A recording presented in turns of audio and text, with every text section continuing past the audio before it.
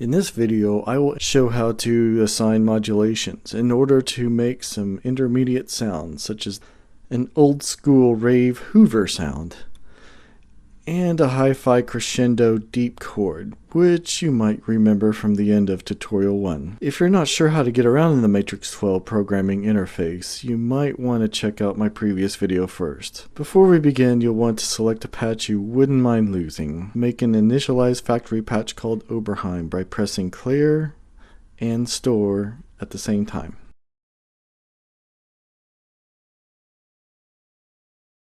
Get out your glow sticks and black lights. It's back to the 90s rave time. The Hoover sound gets its name from its likeness with a vacuum cleaning machine in overdrive. It all started out as a factory patch on the Alpha Juno called What The. With some minor tweaking, it became a sensation in high-energy dance music, or a major source of headache depending on your viewpoint. Love it or hate it, learning how to generate a Hoover sound on the Matrix-12 will make you a more proficient synthesizer programmer. I'll start by configuring the filter. The filter settings for the Juno were simply gated, so I will get rid of the envelope 1 and set the cutoff frequency to 90. Normally, when making Alpha Juno patches, I might use a 2-pole low-pass filter, but in this case of making filthy rave sounds, a 1-pole low-pass sounds just a little bit nastier. The Alpha Juno, similar to the Juno 106, has a single oscillator per voice with a sub-oscillator. So I'll set VCO1 frequency to 0 and VCO2 frequency to 12. Using the pulse wave is key to this sound. The Alpha Juno makes use of a built-in chorus effect, which the Matrix-12 does not have. So I'll use the oscillator detuning trick to achieve similar waveform beating. A fake chorus can be achieved by detuning the oscillators apart from each other by a small amount. The key to the aggressive body of the Hoover sound is a heavy pulse width modulation using an LFO with a very fast speed. I'll create the pulse width of both oscillators using LFO1 in both instances.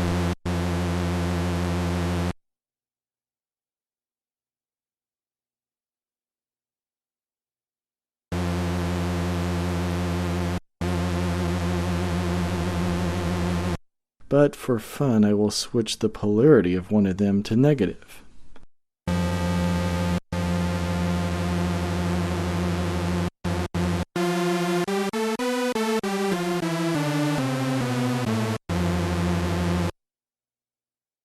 What's a Hoover sound without having the pitch slurring all over the place? For both oscillators, I will use envelope 1 as a modulator to their frequencies. There's no problem using envelope 1 since I've already disengaged it from the filter earlier.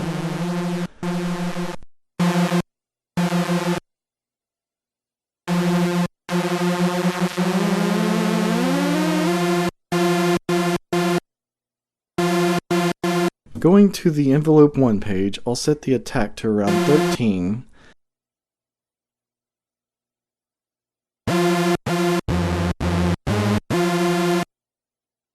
Decay 49. Kill the sustain.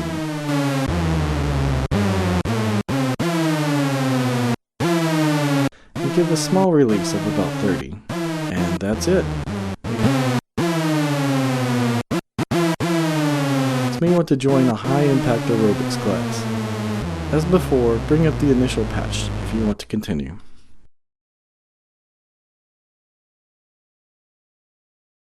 I saved the best for last, a hi-fi crescendo deep chord.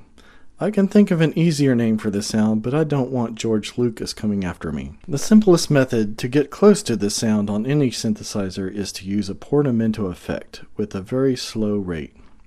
But as mentioned in my previous video, the Matrix-12 uses lag for portamento effects, and at very slow rates it would produce undesirable tonal stepping.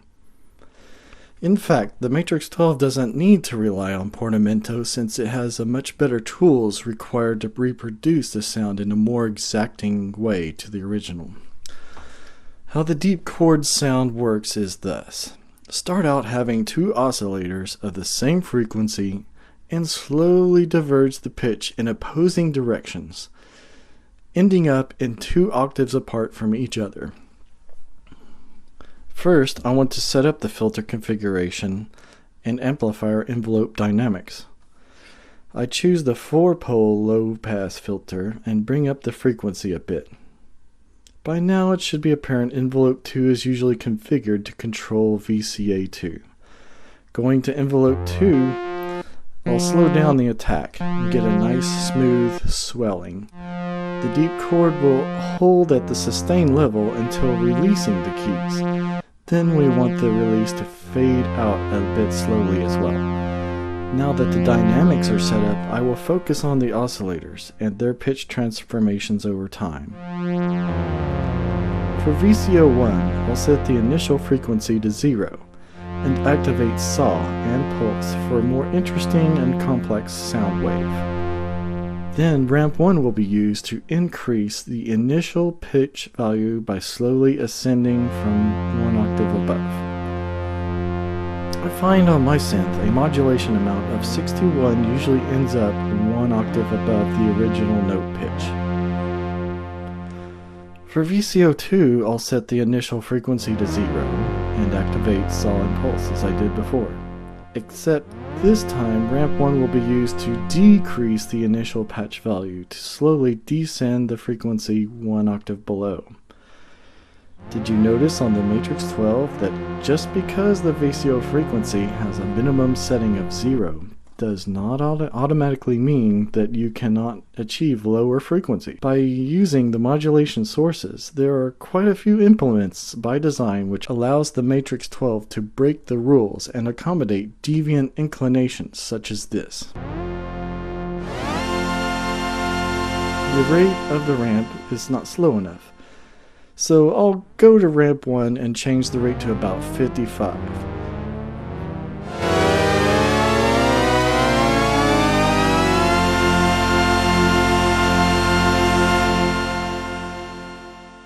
Now that's sounding pretty good. One more small detail and we'll be there. To make it sound more over the top, we can make the pitches of only the highest notes have slightly increased frequencies. How, you may ask? Well, the answer is simple. If some highly specialized behavior is desired on the Matrix-12, most likely a tracking generator will help you get the job done. Assign tracking generator 1 to increase the pitch of both VCO1 and VCO2.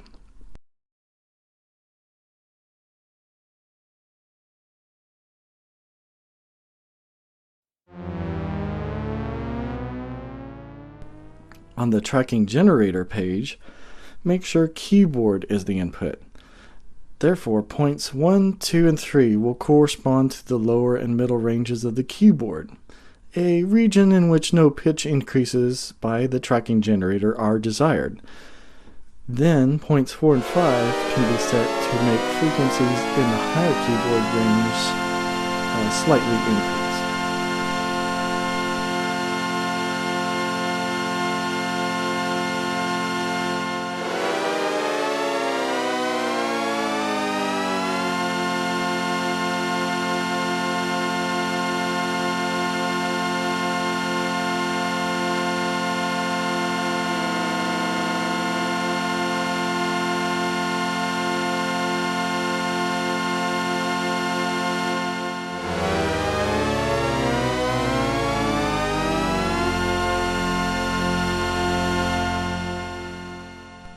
And that's it. Thank you so much for watching. In my next video, I'll discuss more tips and tricks for achieving stunning sounds in the Matrix-12.